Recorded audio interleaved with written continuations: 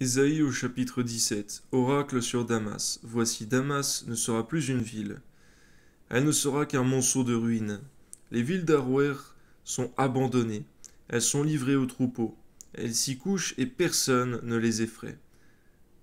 C'en est fait de la forteresse d'Éphraïm et du royaume de Damas et du reste de la Syrie.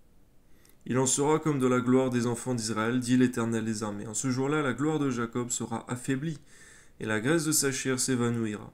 Il en sera comme quand le moissonneur récolte les blés et que son bras coupe les épis, comme quand on ramasse les épis dans la vallée de Réphaïm.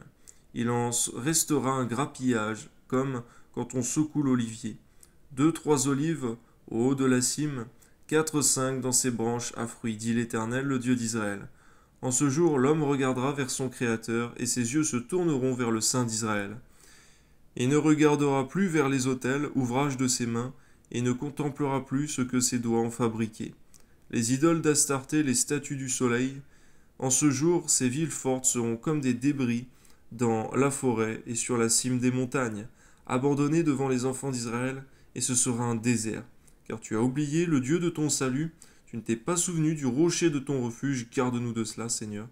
Aussi tu as fait des plantations d'agréments, tu as planté des cèpes étrangers.